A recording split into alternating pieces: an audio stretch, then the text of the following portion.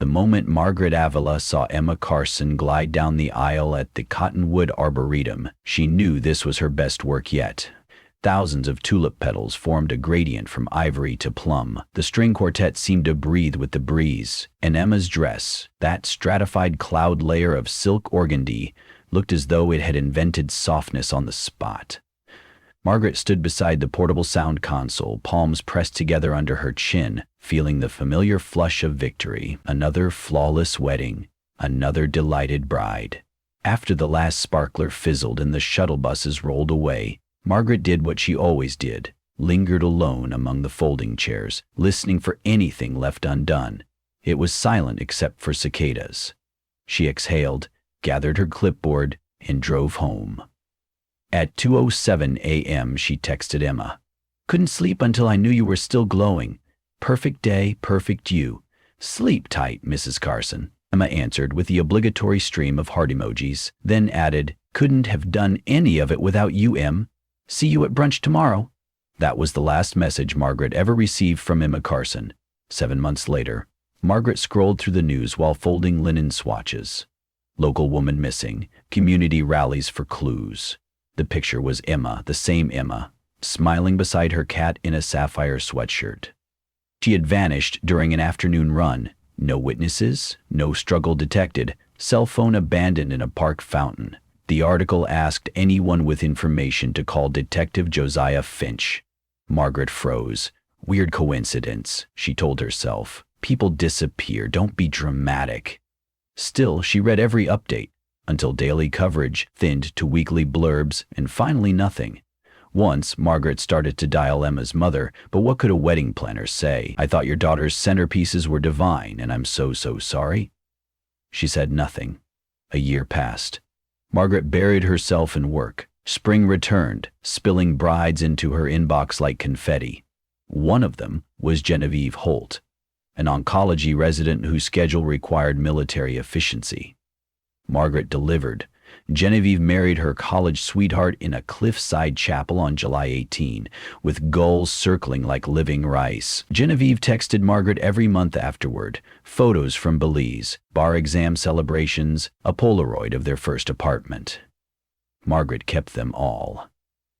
On July 18 the following year, Margaret opened Instagram while waiting for her latte and saw Genevieve tagged in a post by her husband. A grainy surveillance still of a subway platform, Genevieve stepping onto the train, timestamp 6:07. She never got off. His caption begged for prayers. Margaret nearly dropped the phone. 2 brides missing could be coincidence, but Margaret Avila was not the coincidental sort. She printed rosters of every wedding she had planned since founding MA Celebrations. 43 couples. She clicked through social media feeds, obituaries, alumni newsletters. Her stomach turned into tissue paper the moment she found bride number 3. Darcy Loudon had married a financier at an upscale ranch. Exactly 365 days afterward, she failed to arrive at a volunteer shift. Friends assumed her car had broken down until highway cameras showed nothing after 7:42 a.m. No leads, no suspects. One of Darcy's bridesmaids had posted a candle emoji each month for 3 years. Margaret kept going. Of the 43 brides she'd served in her 8-year career, 11 had disappeared on the first anniversary of their weddings. 11, every one of them, the bride. Not a single groom or guest. The vanishings were spread across 5 states, had baffled police departments, and were, until this moment, wholly unconnected. Margaret closed her laptop, stared at the wall clock, and realized she was being watched by her own reflection in the mirrored glass of a certificate. Best Wedding Planner Tri-County Magazine. Her reflection looked afraid. The police would laugh if she walked in waving a spreadsheet of bouquets and head counts. She needed proof. She needed patterns. She needed, she thought with sudden clarity, Detective Josiah Finch. Finch's office smelled of overworked HVAC and Earl Grey. He was taller than she'd imagined, with smile lines that refused to activate. Margaret outlined her findings while he tapped a pen. When she finished, he asked, "You kept all these records voluntarily?" "Contracts, budgets, vendor lists. It's my job." Miss Avila, is it possible you're seeking patterns because patterns are your comfort zone? Margaret inhaled slowly. Let me plan your daughter's birthday, she said. What? I mean, let me do what I do, and you'll see I don't make errors. Brides hire me for precision, not hysteria. 11 women are gone. I booked their venues. I coordinated the times they said I do. Those times might have been the last moments it was safe to love them. He adjusted his glasses. That's poetic, but not evidence. But he did agree to let a data analyst cross-check the cases. He also asked if Margaret would come to the station should they need clarification. She gave him her number, left, and promptly threw up in the parking lot. For days, Finch didn't call. Margaret stopped sleeping. Her current client, a violinist named Lila Vaughn, was marrying on September 3. Less than 2 weeks away, Lila laughed often, requested biodegradable confetti, and finished each meeting by hugging Margaret as though gratitude were oxygen. The hugs felt radioactive now. Margaret started dreaming that Lila walked down an aisle that never ended, the pews fading into fog. At 1:12 a.m. on August 29, Detective Finch finally rang. "We found your pattern," he said. 11 missing brides, all yours. Each disappearance begins inside a 7-minute window surrounding the precise time the wedding ceremony had ended a year before. That's not random. We've opened a formal inquiry. Miss Avila, your bride this Saturday is in immediate danger. Margaret clutched her phone.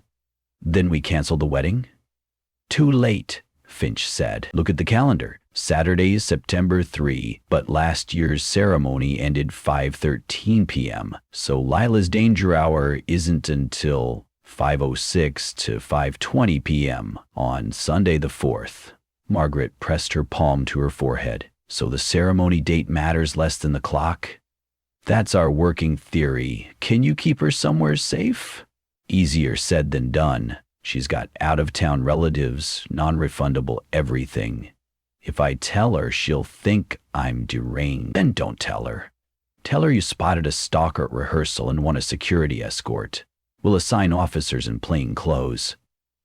Margaret agreed. When she hung up, her hand trembled so violently she couldn't redock the phone. She paced until dawn, reviewing logistics. If the threat struck within 7 minutes on Sunday, perhaps they'd barricade Lila in a police station. But brides attract attention, even in jeans. And what exactly were they guarding against? A kidnapper, cult, cosmic black hole? None of the prior scenes had shown forced entry or blood. Each woman had simply slid out of the world like a bookmark, silently pulled from a page. Saturday arrived bright and mercilessly cheerful. The ceremony overlooking Lake Ashbury could have filmed for a perfume commercial. Margaret executed her duties like a marionette, operated by muscle memory. The moment Mr. and Mrs. Vaughn recessed into the tinted reception, Margaret checked her watch. 5:13 p.m. A circuit in her brain screamed, "Remember this." She muttered the time under her breath until guests noticed, and then she pretended to be memorizing the cake-cutting schedule. That night, Margaret escorted Lila and her husband Noah to the Magnolia Suites Hotel, where Finch had reserved the entire 12th floor under fake renovation signage. 2 detectives occupied the elevators. Another patrolled the stairwell. Noah thought it was overkill, but chalked it up to LA crime rate seeping east. Lila, pink-cheeked from champagne, giggled and called it her royal treatment. Margaret forced a laugh and said she'd bring brunch at 10. She didn't go home. She sat in her car across the street, eyes jumping between rearview mirrors, counting every pedestrian. When dawn rinsed the skyline, she walked to a cafe, ordered a black coffee, discarded it untouched, and returned to the hotel. 10 a.m. Leela answered the door in terry cloth bliss. Officers lounged down the hall with newspapers, their weapons disguised under fleece. Finch met Margaret at a vending machine and whispered, "No disturbances overnight." "Then why do I feel worse?" she whispered back. "Because you're still in the woods." Throughout the day, Finch's team swapped shifts. Noon melted into mid-afternoon. Margaret sat with Lila and Noah playing Scrabble. Officers kept inventing reasons to knock faulty smoke detector, towel inventory, so they could confirm the bride was still present. Lila thought hotel management was hilariously incompetent and started live tweeting their one-star luxury. Each post got hundreds of laughing emojis. At 4:45 p.m., Noah dozed on the suite couch. Margaret and Lila stood by the window discussing honeymoon itineraries. Lila pointed at a sailboat on the river, arm extended, wedding band glinting. Margaret's gaze flicked to the wall clock. 4:56. 10 minutes to danger. Her breath shortened. She excused herself, hurried into the hallway and found Finch. "Begin lockdown," she said. He signaled, and officers sealed both ends of the corridor. Meanwhile, the hotel manager, already briefed, initiated a fake fire drill on floors below to clear stray guests. Margaret stood outside the suite door, heartbeat smashing her rib cage. 5:04.5, 05:05. Finch leaned close. 5 minutes, he said. They listened. 5:06. Something like static electricity prickled Margaret's skin. The lights flickered. She thought of every bride whose name she'd typed on a seating chart, how each had once felt so safe. From inside the suite, Lila laughed. Then, silence. Margaret's pulse detonated. She threw open the door. Noah jerked awake on the couch, blinking. "Where's Lila?" he asked, voice groggy. She had been by the window less than 60 seconds earlier. Now the space beside the glass was empty. The curtain still swayed from her gesture toward the river. Margaret lunged to the bathroom. Empty. Closet. Empty. Balcony locked from inside. Finch rushed in, took inventory with a glance, radioed for backup. 5:10. Noah was shouting his wife's name. Officers tore apart the suite, checked vents, under mattresses, inside luggage. Nothing. Lila Vaughn, brand new bride, had vanished from a room ringed with police at the predicted minute. Margaret clutched the edge of a bureau, eyes burning. Guilt stormed her veins. She'd promised to protect this woman and failed before her own watch reached the 1-year chime. Finch yelled at Tex to scan security footage. Noah collapsed to his knees, sobbing. Margaret should have knelt beside him, but every cell screamed for distance. She fled down the hall, into the service stairwell, descended 2 flights, and stopped only when her legs buckled. On the landing, she vomited again. When she straightened, she saw something scrawled on the cinder block wall, thin as a spider's path. 365. That was all. A child, she rationalized, could have chalked it, yet the number glowed faintly, like chalk made of moonlight. She touched it. The stroke felt cool, as though the block's molecules had been rearranged. She backed away fast. Finch eventually found her in the hotel kitchen, staring at racks of plated canopies. "Footage shows nothing," he said. His voice sounded like someone speaking through a wind tunnel of disbelief. "One frame she's there, the next she isn't. We have no breaks in perimeter." Margaret faced him. "I found a number. On the stairwell wall, 365. It was luminous. Stairwell cameras show no one entering except officers." "I'm telling you what I saw." He massaged his temples. "Whatever's happening transcends conventional crime scenes. Miss Avila, I need you to walk me through every single detail of your process. Maybe some item you distribute is, I don't know, tagged with something?" Margaret replayed her workflow aloud. Finch recorded it, asked for samples, placed cards, floral foam, adhesives. She offered everything. When they parted at dawn, he promised to call after lab analyses. Days dragged into weeks. Margaret refused new bookings. She avoided mirrors, blacked out ceremony times on calendar pages, and took sleeping pills that merely rerouted nightmares.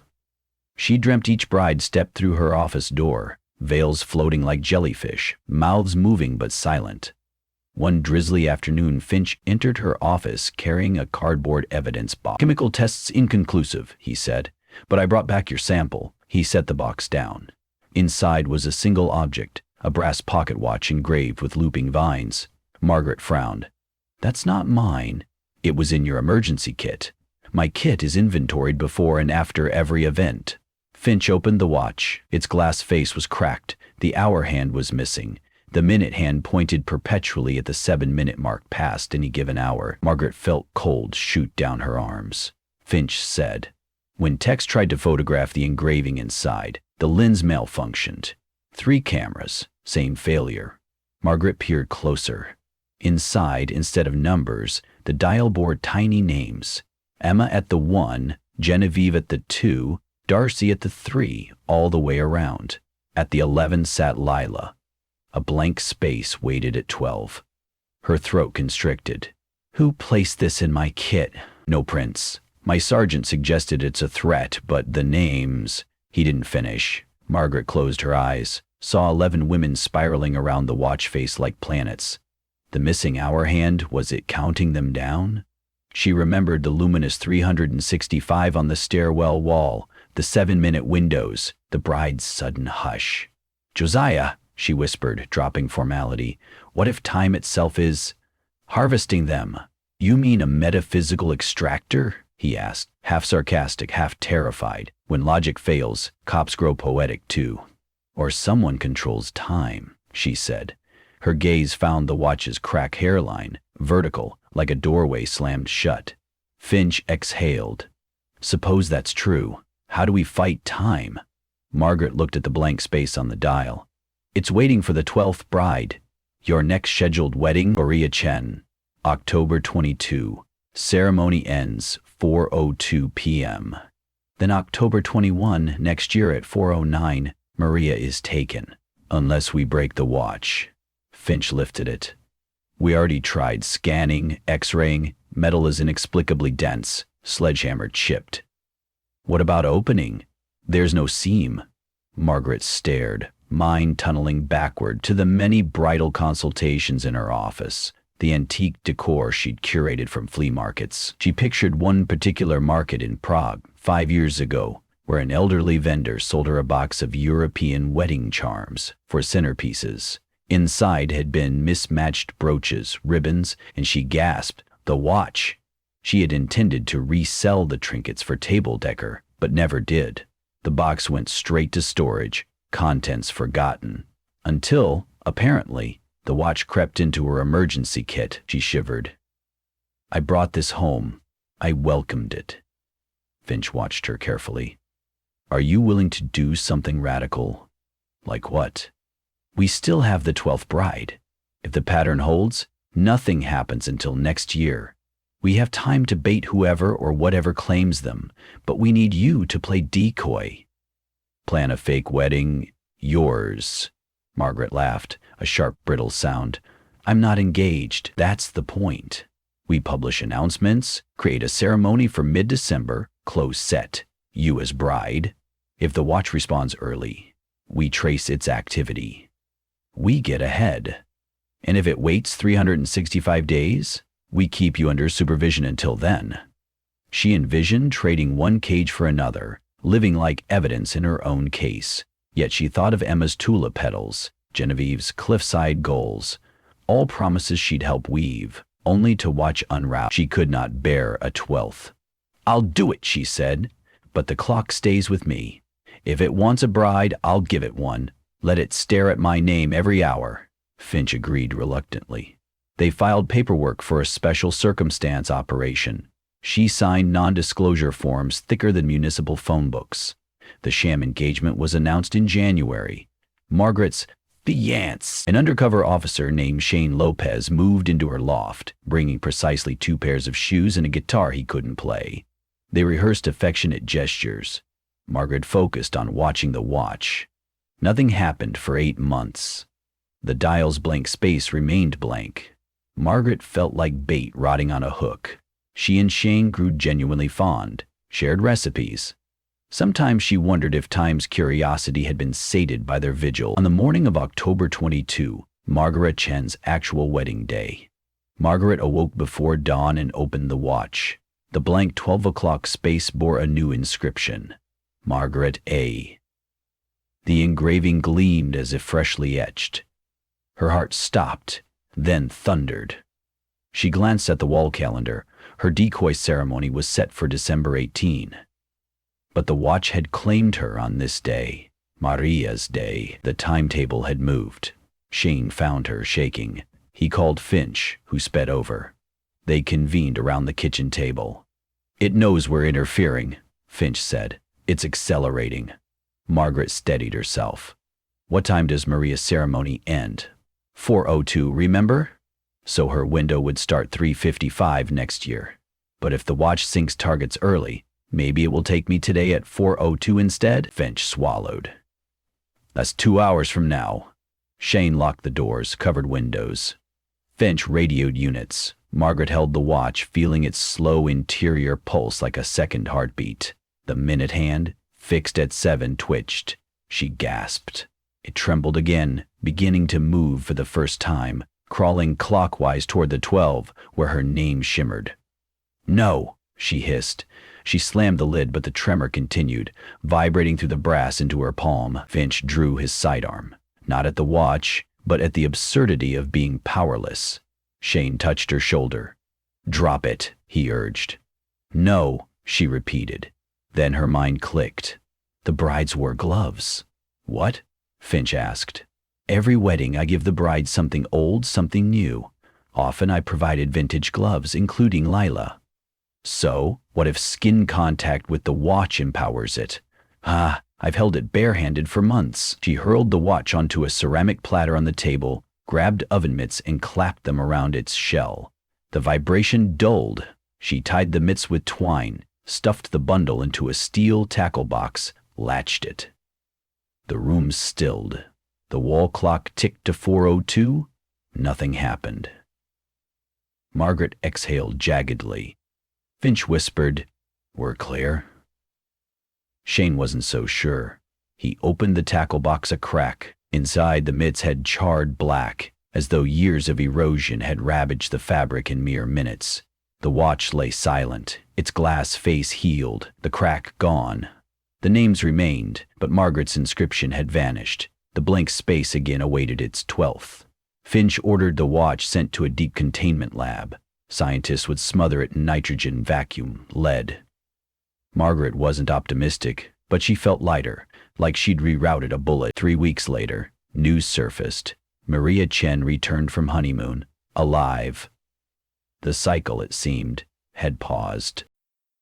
Margaret resigned from wedding planning. She and Shane stayed together, minus undercover pretenses, adopting stray cats and learning real guitar chords. Sometimes late at night, she'd ask him, "Do you think it's over?" He'd say yes. They'd sleep, holding each other like anchors. Far away, in a vault beneath unmarked federal acreage, the brass pocket watch sat on a shelf of frozen instruments.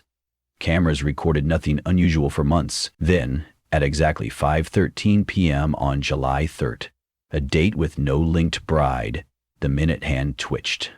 By morning, the names had recast themselves into new positions. A 13th blank space appeared, gleaming, patient, bright as a promised future only time could claim.